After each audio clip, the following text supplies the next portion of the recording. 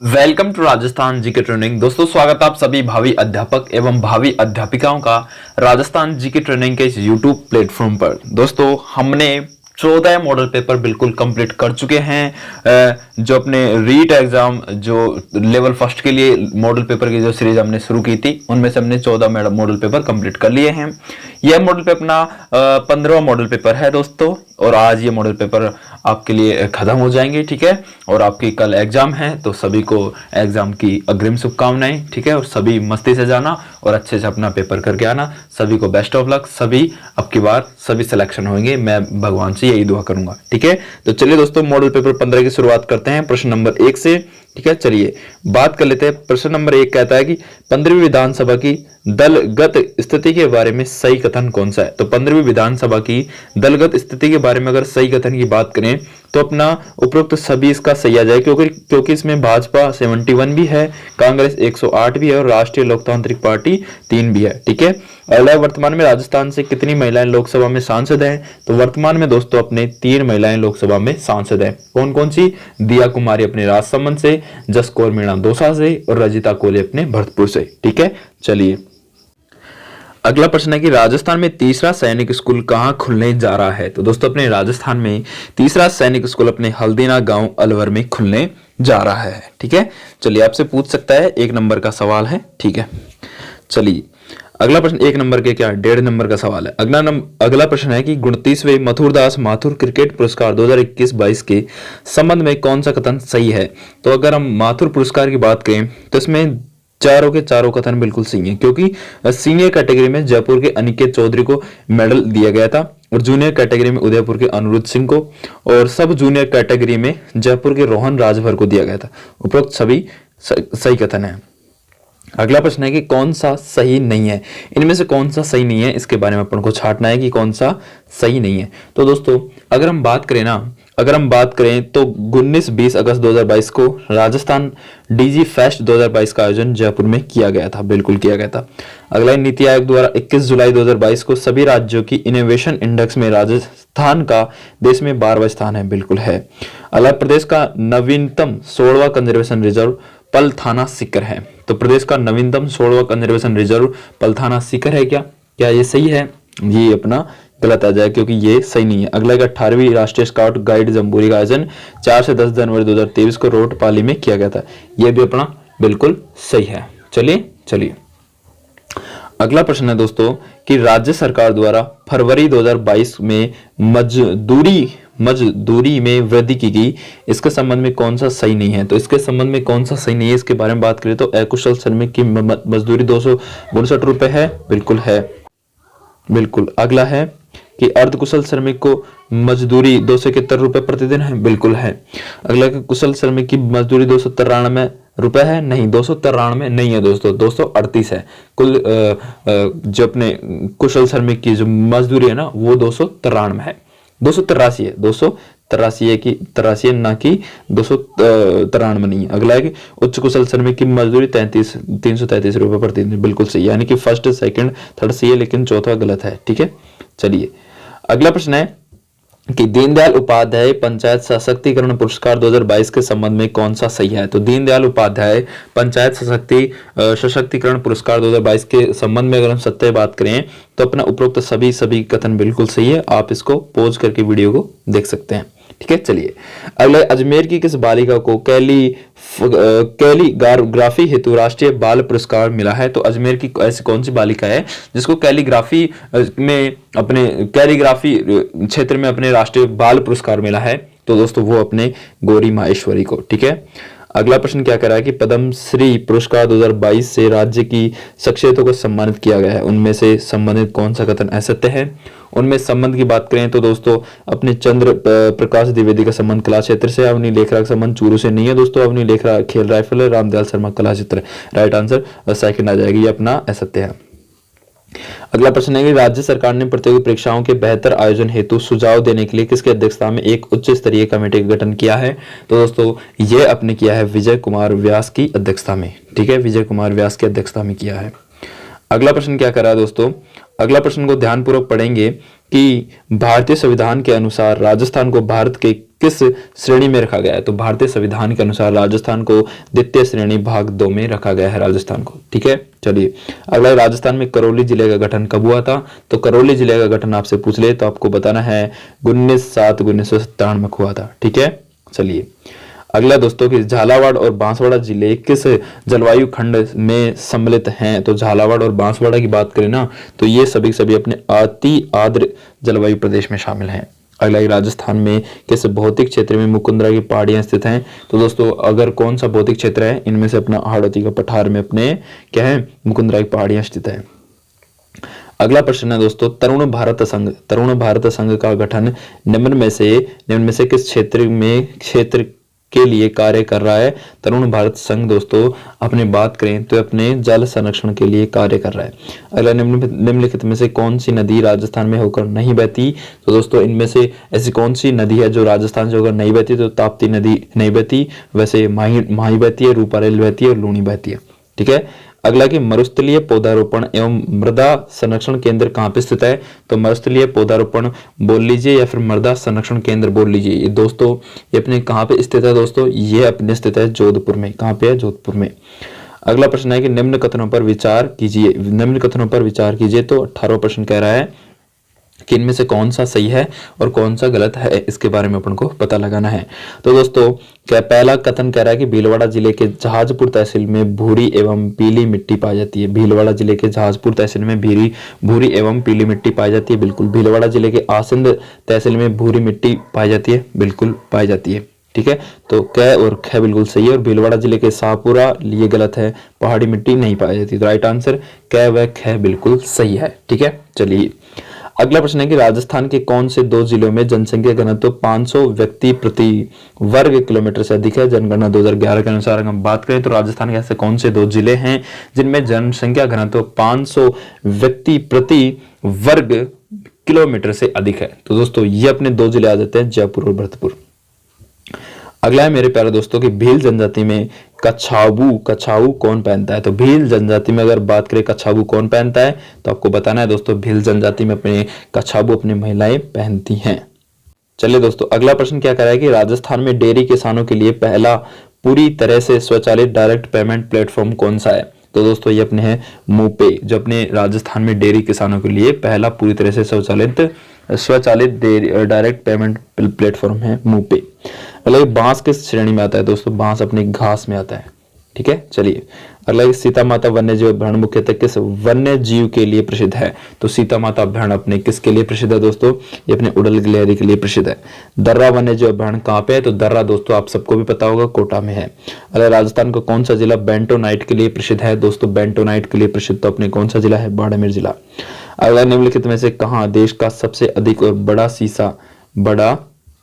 सीसा जस्ता का एकल जमा है। दोस्तों सीसा जस्ता का एकल जमाऊ कौन सा है। तो दोस्तों इनमें से अपना है जावर कहाँ पे है, भरतपुर में। ठीक है, जावर उदयपुर में, सॉरी कहाँ पे, उदयपुर में, जो विश्व की सबसे पुरानी खानों में से एक है। अगला प्रश्न दोस्तों कि राजस्थान में महाराजा अग्रसेन सड़क मार्ग किसका भाग है। तो राजस्थान में महाराजा अग्रसेन सड़क मार्ग ये अपने किसका भाग है दोस्तों, ये अपने हैं सुपर नेशनल हाईवे का भाग है। अगला राजस्थान ऊर्जा विकास अधिकरण की स्थापना हुई थी। तो राजस्थान ऊर्जा विकास अधिकरण की स्थापना आपसे पूछ ले तो आपको बताना है 1985 में हुई थी। अगला प्रश्न दोस्तों कि उदयपुर सौर वेधशाला को किस अंतरराष्ट्रीय वेधशाला के मॉडल के अनुसार डिजाइन किया गया है।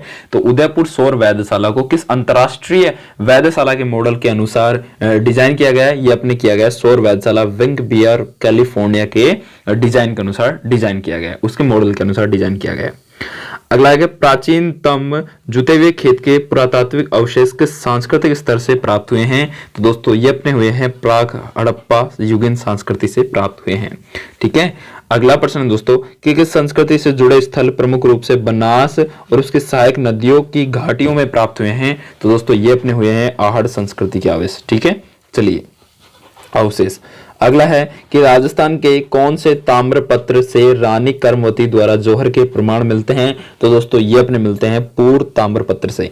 अगला कि अकबर ने राणा उदय सिंह को ढूंढने के लिए किसे गिरवा की पहाड़ियों में भेजा था? तो दोस्तों ये अपने भेजा था किसे? अपने हुसैन कुली खां को भेजा था अकबर ने उदय सिंह को ढूंढने के लिए। अगला कि महाराणा प्रताप के दरबारी विद्वान जिसे मूर्तमाला ग्रंथ की रचना की थी वह कौन था? दोस्तों वह था अपने कौन? चक्रपाणि मिश्र।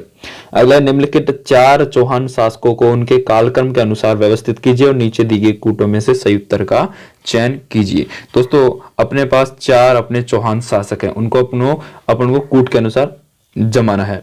तो सबसे पहले बात करते हैं विग्रहराज चतुर्थ की, ठीक है। उसके बाद आता है यानी कि उनको अपन को उसके काल क्रम अनुसार उनको जमाना है, ठीक है। विग्रहराज चतुर्थ के बाद आता है अपने फिर कौन आता है? फिर पृथ्वीराज सेकंड, फिर आता है सोमेश्वर, फिर पृथ्वीराज थर्ड। तो इसी तरह अपना राइट आंसर 1 3 2 4 आ जाता है। अगला है कि अजमेर शहर का संस्थापक कौन था? तो दोस्तों अजमेर शहर का अपने संस्थापक था कौन था? ये था अपने अजय राज। अगला है कि उस्ताद अलादिया खां द्वारा प्रवर्तित गायन शैली संबंधित है।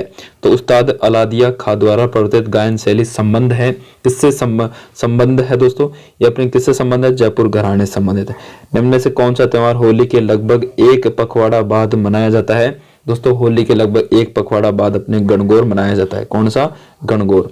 अगला दोस्तों कि तेजाजी मेले का आयोजन किया जाता है। तो तेजाजी मेले का आयोजन अपने परबतसर नागौर में किया जाता है। कहाँ पे किया जाता है? परबतसर में किया जाता है। तेजाजी मेले का आयोजन कहाँ पे किया जाता है दोस्तों? अपने परबतसर में किया जाता है।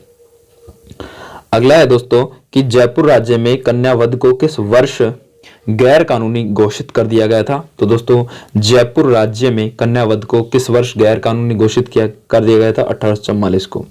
अगला है कि हेला ख्याल लोक संगीत राजस्थान के किस क्षेत्र से संबंधित है? तो हेला ख्याल अपने दोस्तों दौसा और सवाई माधोपुर जिले से संबंधित है। अगला कि नृत्य शैली जो गरासिया जनजाति से संबंध नहीं है। दोस्तों ऐसी कौन सी नृत्य शैली है जो गरासिया जनजाति से संबंधित नहीं है? उसके बारे में अपन को बताना है। दोस्तों आप सबको भी पता होगा कि गरासिया जनजाति के कौन कौन से नृत्य हैं, तो बता दीजिए। सबसे पहले दोस्तों हम सबको पता है कि गरासिया जनजाति के नृत्य अपने वालर है, मांदल है, लूर है, लेकिन गौरी तो अपने किसका है? भीलों का है। चलिए मूसी रानी की छतरी आपसे पूछ सकता है तो मूसी महारानी पूछ लीजिए, या फिर मूसी रानी की छतरी आपसे पूछ सकता है, या फिर मूसी महारानी पूछ सकता है। तो आपको बताना है अलवर। लोहागढ़ दुर्ग आपसे पूछ सकता है तो लोहागढ़ आपको बताना है भरतपुर। लोहागढ़ दुर्ग अपने भरतपुर, ठीक है। चलिए अगला प्रश्न है कि राजस्थान का कौन सा क्षेत्र बेल बूटे की छपाई की परंपरागत कला के लिए जाना जाता है? तो ऐसा कौन सा राजस्थान का क्षेत्र है जो अपने बेल बूटे की छपाई की परंपरागत कला के लिए जाना जाता है? दोस्तों यह अपने बगरू। क्या है? बगरू। अगला ऐतिहासिक स्थल मानगढ़ राजस्थान के किस जिले में है? तो ऐतिहासिक स्थल अपने मानगढ़ अपने किस जिले में है? वो अपने बांसवाड़ा में है, ठीक है। कंपनी अधिकार जिसकी 1857 की क्रांति के दौरान कोटा में हत्या कर दी गई थी। तो कंपनी अधिकारी जिसकी 1857 की क्रांति के दौरान कोटा में हत्या कर दी गई थी, तो ऐसा कौन था? वो था दोस्तों अपने मेजर बर्टन। कौन था? Major Burton.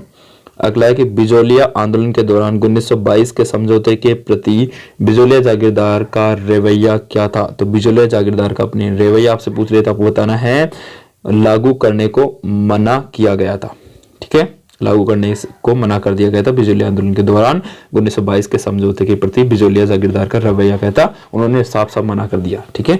चलिए अगला प्रश्न दोस्तों कि 18वीं शताब्दी में जयपुर का प्रख्यात प्रोटेट चित्रकार कौन था? तो जयपुर का प्रख्यात प्रोटेट चित्रकार अपने कौन था दोस्तों? ये था अपने साहिब राम। कौन था? साहिब राम। संत पीपा की गुफा कहाँ पे है? आप सबको पता है संत पीपा की गुफा अपने टोडा में है, ठीक है, टोडा में है। चलिए अगला प्रश्न क्या करा है? अगले प्रश्न को ध्यानपूर्वक पढ़ेंगे और राइट आंसर का चयन करेंगे। राइट आंसर का चयन करेंगे कि किसने 1939 में शेखावाटी के जाकत आंदोलन का नेतृत्व किया था? तो किसके द्वारा किया गया था? ये अपने किया गया था मेरे प्यारे साथियों नरोत्तम लाल जोशी के द्वारा। अगला तेजाजी के चबूतरे को थान तथा पुजारी को क्या कहा जाता है? तो तेजाजी के चबूतरे को तो हम थान कहते हैं और उसके पुजारी को अपने घोड़ला के नाम जाना जाता है, घोड़ला या घोड़ला के नाम से। अगला कि तारकसी के आभूषण के लिए राजस्थान का कौन सा स्थान प्रसिद्ध है? तो तारकसी के आभूषण के लिए अपना नाथद्वारा राजस्थान संबंध प्रसिद्ध है।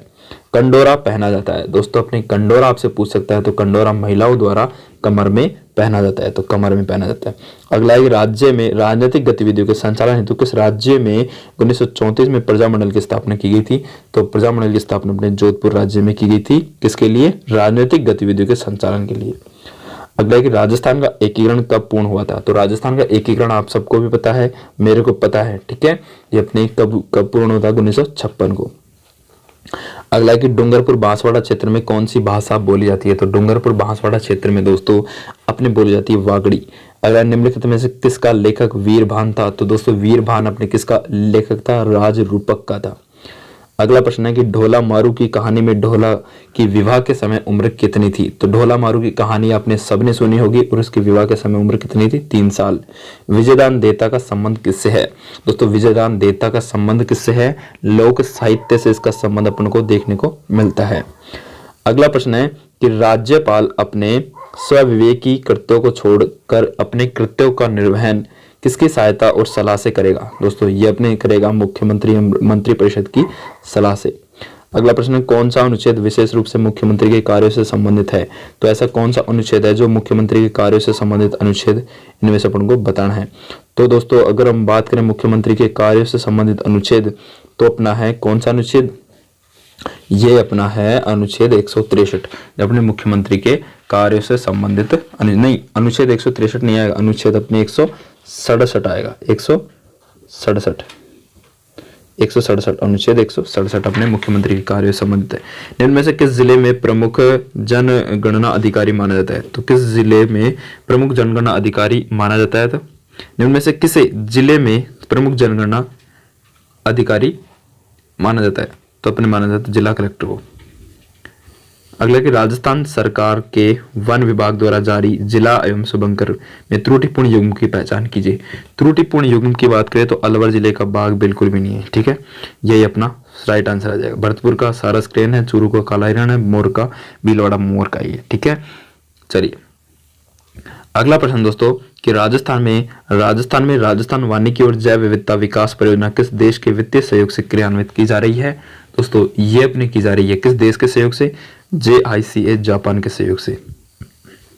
अगला कि बिड़ला सीमेंट वर्कर्स अवस्थित है, तो बिड़ला सीमेंट वर्कर्स अपने कहाँ पे स्थित है? राजस्थान में कहाँ पे? बूंदी में, चित्तौड़गढ़ में बिड़ला सीमेंट वर्कर्स स्थित है, ठीक है। राजस्थान में प्रथम सीमेंट का कारखाना आपसे पूछ ले 1915 में लाखेरी बूंदी में स्थापित किया गया था, ठीक है, ये अपन को पता होना चाहिए। लाखेरी बूंदी में स्थापित किया गया था राजस्थान का प्रथम सीमेंट कारखाना। लेकिन बिड़ला सीमेंट वर्कर्स आपसे पूछ रहा है तो आपको बताना है चित्तौड़गढ़।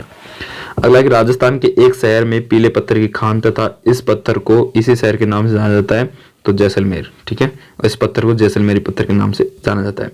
अगला प्रश्न है राजस्थान की प्रथम औद्योगिक नीति कब घोषणा की गई थी? तो राजस्थान की प्रथम औद्योगिक नीति की घोषणा आपसे पूछ सकता है, तो अपने ये की गई थी दोस्तों वर्ष 1978 में।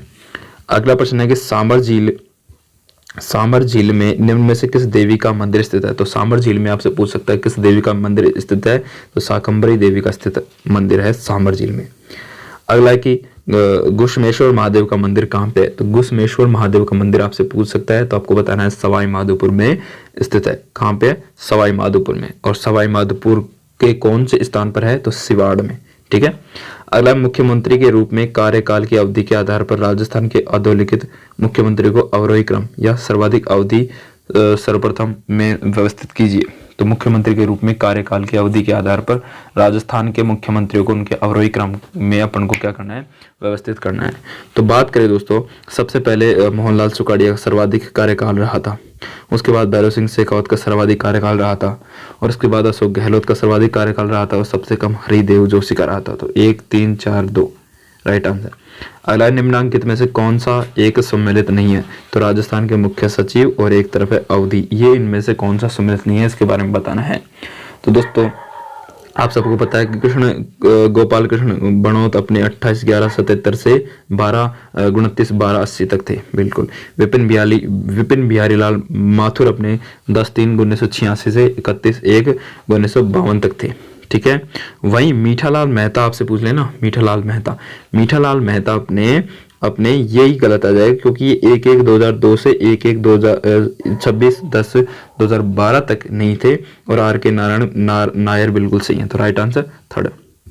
अगला है कि केंद्र सरकार की योजनाओं एवं उनके परिवर्तन की तारीखों के निम्नलिखित युग्मों में से कौन सा सही नहीं है। तो केंद्र सरकार की योजनाएं दे रखी है और उनके परिवर्तन की तारीखें दे रखी है, उनमें से ऐसा कौन सा युग्म है जो अपने बिल्कुल भी गलत है, यानी कि सही सम्मिलित नहीं है। तो आत्मनिर्भर भारत अभियान अपने 13 मई 2020 को चला था, बिल्कुल चला था, ठीक है। मिशन कर्मयोगी दोस्तों अपने दे रखा है 20 नवंबर 2020, लेकिन ये अपने 2 सितंबर 2020 को चला था। तो राइट आंसर अपना यही आ जाएगा। अगला प्रधानमंत्री स्वनिधि योजना अपने 1 जून 2020 को चली थी, और समर्थ योजना अपनी 20 मई 2020 को चली थी। चलिए अगला प्रश्न है कि महात्मा गांधी राष्ट्रीय ग्रामीण रोजगार गारंटी योजना के आयोजन और क्रियान्वयन के लिए कौन सा जवाबदार है। तो महात्मा गांधी राष्ट्रीय ग्रामीण रोजगार गारंटी योजना के आयोजन और क्रियान्वयन के लिए कौन जवाबदार है। तो दोस्तों ये अपने कौन है, ये अपने ग्राम पंचायत जवाबदार है इसके लिए।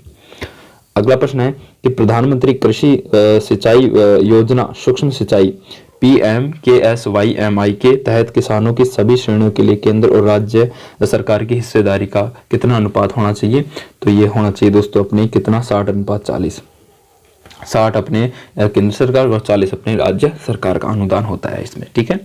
चलिए मुख्यमंत्री राजश्री योजना आरंभ की गई थी दोस्तों। मुख्यमंत्री राजश्री योजना दोस्तों अपने किसके लिए आरंभ की गई थी दोस्तों, ये अपने आरंभ की गई थी महिला सशक्तिकरण और लैंगिक समानता को बढ़ावा देने के लिए, ठीक है। अगला प्रश्न है कि दीनदयाल अंत्योदय योजना राष्ट्रीय ग्रामीण आजीविका मिशन DNYNRLM का उद्देश्य क्या है। तो इसका उद्देश्य है दोस्तों अपने कौन सा, गरीबी के सतत सामुदायिक संस्थानों के विकास के माध्यम से ग्रामीण गरीबी उन्मूलन, ठीक है। ये अपना सत्य है, यही इसका उद्देश्य है। अगला कि हाल ही में राजस्थान सरकार ने महिला भ्रूण हत्याओं को रोकने के उद्देश्य से मुखबिर योजना इन्फॉर्मेशन स्कीम के तहत प्रोत्साहन राशि को बढ़ाई गई है। बढ़ी हुई प्रोत्साहन राशि कितनी है। तो मुखबिर योजना की जो प्रोत्साहन राशि है दोस्तों उसको बढ़ाकर अपने 3 लाख रुपए कर दिए गए हैं। अगला प्रश्न है कि गार्गी पुरस्कार समारोह प्रतिवर्ष आयोजित होता है। तो गार्गी पुरस्कार समारोह अपने बसंत पंचमी को आयोजित होता है। कब होता है, बसंत पंचमी को। अगला RT अधिनियम 2009 के अनुसार निम्नलिखित में से किस प्रमाण पत्र के बिना कोई विद्यालय स्थापित नहीं किया जाएगा। दोस्तों उसको कह सकते हैं अपन क्या, हम उसको कह सकते हैं मान्यता, ठीक है। मान्यता के बिना कोई भी विद्यालय स्थापित नहीं किया जा सकता, इसके लिए मान्यता लेनी पड़ती है राज्य सरकार और केंद्र सरकार के, यानी कि राज्य सरकार से लेते हैं, अगर केंद्र में तो केंद्र सरकार से। अगला कि शैक्षिक प्रबंध सूचना प्रणाली किसके द्वारा प्रवर्तित है। तो शैक्षिक प्रबंध सूचना प्रणाली आपसे पूछ ले तो किसके द्वारा प्रवर्तित है। तो यह है अपने दोस्तों NUEPA के द्वारा, NUEPA के द्वारा। कोरोना महामारी के समय बच्चों को घर से पढ़ सकने की सुविधा प्रदान करने के लिए राजस्थान शिक्षा विभाग ने कौन सा कार्यक्रम प्रारंभ किया था। दोस्तों ये अपने किया था स्माइल कार्यक्रम। अगला प्रश्न है कि शिक्षा वाणी कार्यक्रम हेतु शिक्षण सामग्री का निर्माण किया जा रहा है RSCERT के नेतृत्व में। अगला है निःशुल्क साइकिल वितरण योजना में पात्र छात्राएं इनमें से कौन सी नहीं है। तो इनमें से वे छात्राएं नहीं है जो 9वीं कक्षा में अध्ययनरत अन्य ग्राम की छात्राएं हैं, वो इसमें पात्र नहीं है, ठीक है। और 9वीं कक्षा में अध्ययनरत उसी ग्राम की छात्राएं नहीं है, और 9वीं कक्षा में अध्ययनरत समस्त छात्राएं नहीं है। तो यानी उपयुक्त सभी की सभी छात्राएं पात्र नहीं है। अगला प्रश्न है कि NEP 2020 में कब तक उच्च शिक्षा में GER यानी कि ग्रॉस एनरोलमेंट रेशियो को 50% तक बढ़ाए जाने का लक्ष्य रखा गया है। दोस्तों ये अपने रखा गया है कितना, कब तक का, ये रखा गया है 2035 तक का लक्ष्य रखा गया है। अगला ग्रामीण बालिकाओं के लिए ट्रांसपोर्ट वाउचर योजना किस वर्ष में लागू की गई थी। तो ग्रामीण बालिकाओं के लिए ट्रांसपोर्ट वाउचर योजना दोस्तों अपनी लागू की गई थी 2007-8 में। अगला आपकी बेटी योजना किस वर्ष प्रारंभ की गई थी। तो आपकी बेटी योजना दोस्तों है अपने 2004-5 में प्रारंभ की गई थी। अगला, शिक्षा का अधिकार अधिनियम 2009 के लिए कौन सा कथन सत्य नहीं है? तो शिक्षा का अधिकार अधिनियम 2009 के लिए कौन सा कथन सत्य नहीं है दोस्तों इनमें से अपना सत्य नहीं है। तो 6 से 14 वर्ष के प्रत्येक बालक के लिए निःशुल्क अनिवार्य शिक्षा उपलब्ध करवाना है, बिल्कुल सही है। विद्यालय प्रबंध समिति का प्रावधान है, बिल्कुल है। प्राथमिक शिक्षा के लिए राष्ट्रीय आयोग का गठन, क्या ये सही है? ये भी सही है। अध्यापक के लिए प्रति सप्ताह न्यूनतम 60 घंटे नहीं, 60 घंटे नहीं, ठीक है, 45 घंटे, ठीक है। तो राइट आंसर चौथा। अगला कि बच्चों को मुफ्त और अनिवार्य शिक्षा का अधिकार किस अधिनियम के अंतर्गत आता है? तो मुफ्त और अनिवार्य शिक्षा का जो अधिकार है वो अपने आता है 2009 के अंतर्गत। अगला, राष्ट्रीय शिक्षा नीति 2020 किस शिक्षा नीति की जगह लेगी? तो राष्ट्रीय शिक्षा नीति 2020 अपने किस शिक्षा नीति की जगह लेगी? दोस्तों यह अपने लेगी किसकी जगह? ये अपने लेगी राष्ट्रीय शिक्षा नीति 1986 की। अगला कि धोबी का कुत्ता घर का न घाट का मुहावरे का भावार्थ क्या है? तो इसका मुहावरे का भावार्थ है उपकार का बदला उतारना, ठीक है, उपकार का बदला उतारना। धोबी का कुत्ता घर का न घाट का। निम्नलिखित शब्दों में से शुद्ध शब्द को की पहचान करनी है। तो शुद्ध शब्द की पहचान अगर हम बात करें, अच्छा, तो कह रहा है कि धोबी का कुत्ता घर का न घाट का। तो धोबी का कुत्ता है वो अपने घर का न घाट का, मुहावरे का भावार्थ आ जाएगा कि जिसका कहीं ठिकाना न हो, ठीक है, ये अपना राइट आंसर आ जाएगा। चलिए अगला प्रश्न है दोस्तों कि निम्नलिखित शब्दों में से शुद्ध शब्द कौन से हैं? तो शुद्ध शब्द की अगर हम पहचान करें तो शुद्ध शब्द की पहचान करनी है। तो शुद्ध शब्द की पहचान कर लेते हैं। तो बात करें, आगामी सही लग रहा है, और आजमाइश गलत, अंताक्षरी ऐसे नहीं आती, आशीर्वाद ऐसे नहीं आता, बड़ी सी आती है। तो राइट आंसर फर्स्ट। किस वाक्य में हेतु मंद भूतकाल का प्रयोग हुआ है? तो हेतु मंद भूतकाल का प्रयोग किस वाक्य में हुआ है? ये अपने में सावधानी बरते तो दुर्घटना न होती। अगला कि निम्नलिखित में से कौन सा शब्द बहुवचन है? तो बहुवचन शब्द की अगर हम पहचान करें तो कौन सा शब्द बहुवचन है? दोस्तों यह अपने शब्द है तीसरा, प्राण अपने बहुवचन है, ठीक है। पौधा, लड़का, पुस्तक एक वचन है। एकाकिनी शब्द का लिंग बदले, तो एकाकिनी शब्द का लिंग बदलें तो हमें इसमें एकाकी, ठीक है। चलिए अगला इंग्लिश का प्रश्न है कि one should always try to keep one's own words. तो इसका राइट आंसर आ जाएगा, क्या आ जाएगा कि टू फुलफिल ए प्रॉमिस, ठीक है। अगला है दोस्तों, you say to me I was playing with your brother. तो you say to me I was playing with your brother. तो इसका राइट आंसर आ जाएगा you told me that you had been playing with my brother. अगला कि who teach you in English. तो by whom are you taught English, ठीक है। अगला है दोस्तों कि fill in the blanks with the correct form of verb. तो आई ए नाइस पेन। तो दोस्तों इसका राइट आंसर क्या आ जाएगा? आई ए नाइस पेन, यानी कि I had a nice pen, ठीक है। सी इज खालिस्तान वेरी इंटेलिजेंट गर्ल। तो she is a very intelligent girl, ठीक है। अब कुछ इंपॉर्टेंट प्रश्न आ चुके हैं मैथ के। प्रश्न कह रहा है कि 8,965 में से माइनस करना है 4,000 गुणोत्तर माइनस 3,156। तो अगर हम बात करें दोस्तों इनमें से, तो सही आंसर क्या आ जाएगा? तो ये घटाने कम करने का आंसर है। तो आप सब इसके बारे में बता सकते हो। तो अगर हम बात करें 8,965 में से अगर हम माइनस करें 4,069, तो अब और माइनस करें 3,159, तो अपने राइट आंसर आने वाले हैं कुल मिला के 1740। तो 1740 इसका राइट आंसर आ जाएगा। Option number 4 right answer. अगला प्रश्न है, किसी आयताकार बक्से की आंतरिक लंबाई, चौड़ाई तथा ऊंचाई क्रम से 10 सेंटीमीटर, 8 सेंटीमीटर, 6 सेंटीमीटर, 6,240 सेंटीमीटर घनों को पैक करने में कितने बक्से की आवश्यकता होगी? तो इनमें से बक्से की आवश्यकता पूछ रही है। तो आयताकार बॉक्स का आयतन तो 10 गुना 8 गुना 6, तो कुल मिला के 480 सेंटीमीटर इसकी क्या आ गई? ये अपने आयतन आ गया। तो जरूरी बॉक्स की संख्या तो 13 बॉक्स अपने पास आ जाएंगे। क्यों आ जाएंगे? क्योंकि हमको 6,240 में भाग देना है कितने का? जो अपने पास अभी आया है आयतन उसका 480 का। तो अपने पास निकल के आ जाएंगे कितने? 13 बॉक्स। तो 13 बॉक्स अपने आ गए। लेकिन कितने बॉक्स की आवश्यकता पड़ेगी? तो 13 बॉक्स की अपने आवश्यकता पड़ेगी। तो राइट आंसर 13, ठीक है। चलिए तो राइट आंसर फर्स्ट 13 बॉक्स की। अगला प्रश्न है दोस्तों कि एक घन की लंबाई चौड़ाई तथा ऊंचाई का योग 24 सेंटीमीटर है तो सतहों का क्षेत्रफल होगा।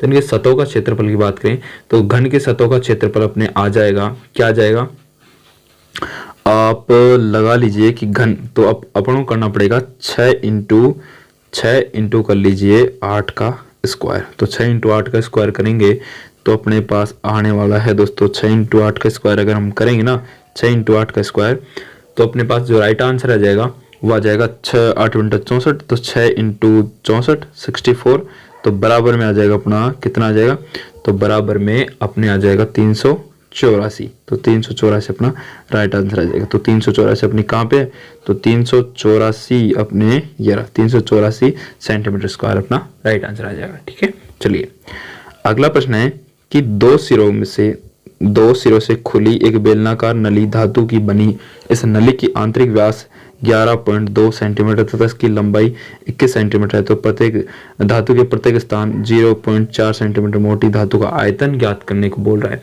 तो धातु का आयतन आप आसानी से ज्ञात कर सकते हो। तो इसका राइट आंसर आ जाएगा 306.24, इसका राइट आंसर आने वाला है, आप निकाल सकते हैं। ठीक है, अगर कोई दिक्कत आए तो आप कमेंट बॉक्स में कमेंट कर सकते हैं। ठीक है, तो राइट आंसर 30624 सेंटीमीटर क्यूब। अगला है कि किन्हीं दो संख्याओं का लघुत्तम समापवर्त 60 है एवं महत्तम समापवर्त 5 है तो निम्नलिखित में से वह संख्या कौन सी है। तो सबको पता है वह संख्या कौन सी आ जाएगी, वह संख्या 15 और 20 आ जाएगी। ठीक है, 15 का लघुत्तम समापवर्त 60 और 20 का 5। ठीक है, तो राइट आंसर अपने 15 20। अगला प्रश्न कह रहा है दोस्तों कि एक वस्तु पहले एक लेंस से 24 सेंटीमीटर की दूरी और उसके उपरांत लेंस में 16 सेंटीमीटर पर रखी गई, दोनों की स्थितियों में वस्तु के प्रतिबिंब का आवर्धन समान है। लेंस की फोकस दूरी ज्ञात करनी है तो लेंस की फोकस दूरी अपने पास आ जाएगी 20 सेंटीमीटर। चलिए अगला है दोस्तों कि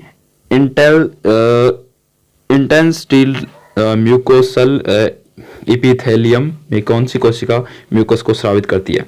दोस्तों इनमें अपनी कौन सी कोशिका है जो म्यूकस को स्रावित करेगी, तो इनमें से अपनी कोशिका है दोस्तों ये अपने है गाबलेट कोशिका। ठीक है, गाबलेट कोशिका आपके शरीर की प्रत्येक कोशिकाओं में भोजन और ऑक्सीजन पहुंचाने के लिए कौन सा तंत्र उत्तरदायी होता है। तो आपके शरीर में प्रत्येक कोशिका में भोजन और ऑक्सीजन पहुंचाने के लिए एक ही तंत्र आवश्यक होता है और उसका नाम है परिसंचरण तंत्र, यानी कि खून रक्त पंप करने वाला तंत्र। अगला कि सबसे बड़ा अंडा किस जीव का होता है। सबको पता है शुतुरमुर्ग का होता है। अधातु ऑक्साइड आमतौर पर होते हैं दोस्तों, अधातु ऑक्साइड अपने क्या होते हैं आमतौर पर, ये होते हैं दोस्तों क्षारीय होते हैं। फूलों की घाटी अवस्थित है, तो फूलों की घाटी सबको पता है कहाँ पे अवस्थित है, उत्तराखंड में अवस्थित है फूलों की घाटी। अगला है कि किस शहर में राजस्थान का केंद्रीय शुष्क क्षेत्र अनुसंधान संस्थान यानी कि भाक्रानुपूग स्थित है। तो अपने कहाँ पे, जोधपुर में है, सबको पता है ना, जोधपुर में है। हाँ, अगला कि यूरोप का सर्वोच्च पर्वत शिखर कौन सा है। तो यूरोप का सर्वोच्च पर्वत शिखर आपसे पूछ ले तो माउंट एल्ब्रुस यानी कि एल्ब्रुस। अगला है कि मुगल शासन प्रणाली में दीवान ए तन नामक अधिकारी का कार्य क्या था। तो मुगल शासन प्रणाली में दीवान ए तन जो मुगल अधिकारी होता था उसका कार्य होता था कि कौन सा कार्य होता था, उसका कार्य होता था वेतन संबंधी मामलों के देखरेख करना। रामगढ़ वेतन संबंधी मामलों को देखना होता था। अगला है कि रामगढ़ खटगढ़ और जेतावास दर्रे किस पहाड़ी में स्थित है। तो ये अपने रामगढ़ खटगढ़ हो गया, जेतावास दर्रा हो गया, ये सभी के सभी दोस्तों अपने किस पहाड़ी में स्थित है, ये अपने बूंदी की पहाड़ी में स्थित है। ठीक है, अगला प्रश्न है कि जैक गणित में एक कमजोर छात्र है, निम्नलिखित में से कौन सा परीक्षण उपरोक्त कथन का सर्वोत्तम समर्थन करता है। यानी कि कोई बालक है, कोई छात्र है जो कमजोर है गणित में, तो उसके लिए कौन सा परीक्षण उपरोक्त रहेगा। तो उसके लिए दोस्तों एक परीक्षण उपरोक्त रहेगा, उपलब्धि परीक्षण। ठीक है, ये अपने उपरोक्त रहेगा उसके लिए। अगले भाषा प्रश्न पत्र निर्माण में धातव्य है। तो भाषा प्रश्न पत्र निर्माण में धातव्य है, कौन सा धातव्य है, ज्ञान अवबोध अभिव्यक्ति से पूर्ण प्रश्न हो, ये धातव्य है। अगला कि विभाषा सूत्र के अनुसार स्कूल में पहली भाषा जो पढ़ाई जाती है वह हो या भाषा हो। तो इसका राइट आंसर आ जाएगा कौन सा, कि मातृभाषा हो और क्षेत्रीय भाषा हो। ठीक है, चलिए अगला पाठ्य पुस्तक का उद्देश्य नहीं है। तो पाठ्य पुस्तक का सबसे पहले उद्देश्य क्या होना चाहिए, सबको पता है। सबसे पहले उद्देश्य विद्यार्थियों की कल्पना शक्ति को विकसित करना होना चाहिए और विद्यार्थी द्वारा विविध और शैली विभिन्नता में प्रदर्शन करना होना चाहिए। विद्यार्थियों को ज्ञान की सीमा को सीमित करना, ये तो सीमित करना तो पाठ्य पुस्तक का उद्देश्य होना ही नहीं चाहिए। और चौथा है कि विद्यार्थियों में स्वाध्याय के प्रति रुचि उत्पन्न करना होना चाहिए। तो थर्ड अपना राइट आंसर आ जाएगा, ये उद्देश्य नहीं रहना चाहिए। अगला है कि रीमेडियल टीचिंग इन्वॉल्व्स, तो इसका राइट आंसर आ जाएगा कुल मिला के teaching, testing and relating, reteaching. ठीक है। अगला है कि इन द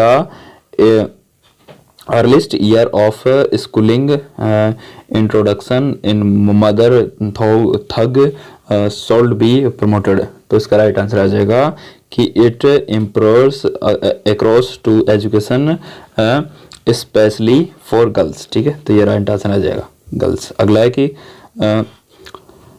समेटिव इवोल्यूशन, तो इसका राइट आंसर क्या आ जाएगा, तो इसका राइट आंसर आ जाएगा इसका राइट आंसर आ जाएगा अपने कौन सा, यह आ जाएगी कि provide information of a short term, तो इस कुछ प्रकार से आप वीडियो को पॉज करके पढ़ सकते हैं, ये अपना राइट आंसर आ जाएगा। अगला है CC is not successful in, CCE is not successful in, किसके लिए सक्सेसफुल नहीं है सीसीई, तो सीसीई दोस्तों not successful in small classrooms के लिए। अगला है कि वह परीक्षण जिसमें किसी विषय विशेष, इकाई विशेष में छात्र की त्रुटियों के बारे में जानकारी होती है, वह परीक्षण क्या कहलाता है दोस्तों, वह परीक्षण अपने कहलाता है निदानात्मक परीक्षण। क्या कहलाता है, निदानात्मक परीक्षण। मूल्यांकन में बल दिया जाता है, तो मूल्यांकन में दोस्तों अपने बल दिया जाता है उपरोक्त सभी का, मूल्य पर, गुण पर, मात्रा पर। ठीक है, उपरोक्त सभी पर बल दिया जाता है मूल्यांकन में। अगला प्रश्न है कि एक अध्यापक अपनी कक्षा में गुणा बार बार किए जाने वाले जोड़ के रूप में बता रही है, उसके बाद समान संख्या की वस्तुओं का समूहन कर गुणा के रूप में बताती है, तो तत्पश्चात x से परिचित कराती है तथा अंत में गुणनफल पता करने के लिए आड़ी तिरछी रेखाओं अथवा माचिस की तीलियों की सहायता से एक छोटा क्रियाकलाप कराती है। यह अध्यापिका कर रही है दोस्तों, ये एक अध्यापिका है जो अपनी कक्षा में गुणा बार बार कर रही है, गुणा बार बार किए जाने वाले जोड़ के रूप में बता रही है। ठीक है, तो दोस्तों वो अपने ये जो अध्यापिका है वो फिर उसके बाद क्या करती है, वो समान संख्या की वस्तुओं का समूहन कर गुणा के रूप में बताती है, तत्पश्चात जिन चिन्ह x से परिचित कराती है तथा अंत में गुणनफल पता करने के लिए आड़ी तिरछी रेखाओं अथवा माचिस की तीलियों की सहायता से एक छोटा क्रियाकलाप कराती है। यहाँ अध्यापक कर रही है दोस्तों, यहाँ पे अध्यापक क्या कर रही है, वो अपने मूर्त से अमूर्त संप्रति की ओर के रूप में एक पाठ का विकास कर रही है। ठीक है, तो राइट आंसर इसका आ जाएगा 4, इसका राइट आंसर आ जाएगा। अगला प्रश्न है कि वृत्त का क्षेत्रफल पढ़ाने की उपयुक्त विधि कौन सी है, तो वृत्त का क्षेत्रफल पढ़ाने की उपयुक्त विधि प्रयोगशाला विधि है। अगला, एक विज्ञान परीक्षण की विश्वसनीयता से तात्पर्य क्या है, तो एक विज्ञान परीक्षण की विश्वसनीयता से तात्पर्य है कि वह क्या हो, अंकों की स्थिरता हो। ठीक है। अगला कि योगात्मक मूल्यांकन से संबंधित है, तो योगात्मक मूल्यांकन से संबंधित अपना सत्र के अंत में शिक्षार्थी के प्रदर्शन का अंतिम आकलन ही योगात्मक मूल्यांकन है। अगला है कि निम्नलिखित में से कौन सा कथन सतत एवं व्यापक मूल्यांकन के लिए सही नहीं है, तो सतत एवं व्यापक मूल्यांकन के लिए कौन सा कथन सही नहीं है, तो यह एक विद्यालय आधारित मूल्य है, बिल्कुल है। यह विद्यार्थियों में तनाव को कम करता है, बिल्कुल करता है। इसमें नंबरों के स्थान पर ग्रेड का प्रयोग होता है, बिल्कुल होता है। इससे शिक्षकों पर बोझ बढ़ता है, यही अपना सतत एवं व्यापक मूल्यांकन के लिए सही नहीं है। वैसे इसमें शिक्षकों पर कोई भी बोझ नहीं बढ़ता। ठीक है, तो यही गलत आ जाएगा। अगला है कि उपचारात्मक शिक्षण के संबंध में कौन सा कथन सही है, तो कौन सा कथन इसमें से उपचारात्मक शिक्षण के संबंध में सही है, तो इसमें उपरोक्त सभी के सभी कथन सही है। निरंतर चलना तत्काल किया जाता है, निदानात्मक कार्य के लिए पश्चात संभव होता है, तो इसमें उपरोक्त सभी के सभी उपचारात्मक शिक्षण के संबंध में कथन सही है। अगला प्रश्न है कि विद्यालय के पाठ्यक्रम में सम्मिलित किया जाने वाला नवीनतम विषय क्या है, तो विद्यालय के पाठ्यक्रम में सम्मिलित किया जाने वाला नवीनतम विषय कौन सा होना चाहिए, तो ये होना चाहिए अपने सामाजिक ज्ञान। अगला कि भौगोलिक यात्राएं हैं, तो भौगोलिक यात्राएं क्या है दोस्तों, भौगोलिक यात्राएं क्रियात्मक सामग्री है।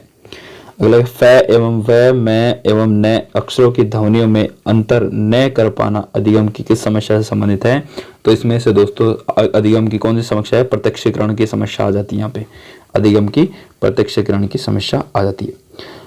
प्रयोजना कार्य का सोपान है, तो प्रयोजना कार्य का सोपान है, तो प्रयोजना किसके कार्य का सोपान है, अपने उपयुक्त सभी के कार्यों का सोपान है प्रयोजना। अगला कि अंधे बालकों को शिक्षण देने की पद्धति क्या कहलाती है, तो अंधे बालकों को शिक्षण देने की पद्धति ब्रेल लिपि कहलाती है। क्या कहलाती है, ब्रेल लिपि कहलाती है। अगला है कि निम्न में से निम्न में से किस मनोवैज्ञानिक ने इस बात पर जोर दिया कि कुसुमायोजन में अचेतन मन महत्वपूर्ण भूमिका अदा करता है? तो किस मनोवैज्ञानिक ने कहा? तो सिगमंड फ्राइड ने कहा। प्राथमिक शिक्षक को बाल मनोविज्ञान का ज्ञान होना आवश्यक है, कारण है कि प्राथमिक शिक्षक को बाल मनोविज्ञान का ज्ञान होना आवश्यक है, कारण क्योंकि दोस्तों व्यवहारिक बच्चों में व्यवहार को समझने के लिए शिक्षकों की सहायता करता है। ठीक है, तो राइट आंसर फोर्थ। अगला है कि निम्नलिखित में से कौन सा कारक बालकों के अधिगम को प्रोत्साहित बड़ा नहीं करता? तो प्रोत्साहित नहीं करता, कौन सा अधिगम प्रोत्साहित नहीं करता बालकों को? तो दोस्तों इनमें से शारीरिक और मानसिक थकान अपने प्रोत्साहित नहीं करती। अगला प्रश्न है कि संकेत अधिगम जो गेने के सिखाने को सामान्यतः जाना जाता है। तो संकेत अधिगम जो गेने के सिखाने को सामान्यतः जाना जाता है, यानी कि संकेत अधिगम जो गेने के सीखने के को सामान्यतः जाना जाता है। तो गेने का कौन सा अधिनियम है? वो है दोस्तों अपना परंपरागत संबद्धता का अधिगम। अगला वह अवस्था जो माता के 21वें गुणसूत्र जोड़े के अलग न होने पाने के कारण होती है, वह अवस्था क्या कहलाती है? वह अवस्था डाउन सिंड्रोम कहलाती है। अगला प्रश्न है कि 12 वर्षीय विद्यार्थी सोहन की बुद्धि लब्धि 75 है, तो उसकी मानसिक आयु क्या होगी? तो उसकी मानसिक आयु अपन ज्ञात करके पता लगा सके 9 वर्ष। अगला कि एकांत में विश्वास रखने वाला व्यक्ति क्या कहलाता है? तो एकांत में विश्वास रखने वाला व्यक्ति अंतर्मुखी कहलाता है। अगला कि शिक्षा मनोविज्ञान नहीं है। तो शिक्षा मनोविज्ञान दोस्तों क्या नहीं है? ये अपने नॉर्मेटिव विज्ञान नहीं है। ठीक है, नॉर्मेटिव विज्ञान नहीं है। अगला कि लेवगोत्स्की के अनुसार संज्ञानात्मक विकास का मूल्य कारण है। मूल कारण क्या है? लेवगोत्स्की के अनुसार संज्ञानात्मक विकास का मूल कारण कौन सा है? तो मूल कारण की बात करें तो सामाजिक अन्योन्य क्रिया मूल कारण नहीं है, मूल कारण है। ठीक है, सामाजिक अन्योन्य क्रिया। अगला कि निम्न में से कौन सा सूचना प्रौद्योगिकी में रोजगार का विकल्प है? तो सूचना प्रौद्योगिकी में दोस्तों अपना उपरोक्त सभी के सभी रोजगार का विकल्प है। ग्राफिक डिजाइनर हो गया, वेब पेज डिजाइनर हो गया। ठीक है, अगला है कि निम्न में से ई कॉमर्स का लाभ कौन सा है? तो ई कॉमर्स का लाभ की बात करें तो उपरोक्त सभी के सभी ई कॉमर्स के लाभ है, क्योंकि वस्तु की पूर्ण जानकारी तथा चयन के विकल्प, उत्पादक व क्रेता के मध्यस्थ कम होने के कारण लागत कम होना और व्यापारिक सूचना के आदान प्रदान में लागत व समय की कमी होना। तो राइट आंसर सभी के सभी, यानी उपरोक्त सभी। अगला कि मुख्यतः शैक्षिक कंप्यूटर का प्रयुक्त किया जाता है। तो मुख्यतः शैक्षिक कंप्यूटर प्रयुक्त किया जाता है। तो किस में प्रयुक्त किया जाता है? वो अपने प्रयुक्त सभी में प्रयुक्त किया जाता है। शिक्षा अधिगम हेतु, शोध उपकरण हेतु, प्रबंध उपकरण हेतु। राइट आंसर अपने 1 2 3 4 यानी कि उपरोक्त सभी। अगला है कि डाटा को स्थायी रूप से संग्रहित करने के लिए किसका प्रयोग किया जाता है? तो दोस्तों अपने उपरोक्त सभी। हार्ड डिस्क का प्रयोग किया जाता है, CD रोम का किया जाता है, फ्लॉप डिस्क का प्रयोग भी होता है। अगला है कि हार्ड डिस्क में प्लेटर किस पदार्थ के बने होते हैं? तो हार्ड डिस्क में प्लेटें होती हैं वो अपने एल्यूमिनियम की बनी हुई होती हैं। तो दोस्तों यह अपने हो गया 15वां मॉडल पेपर कंप्लीट। ठीक है।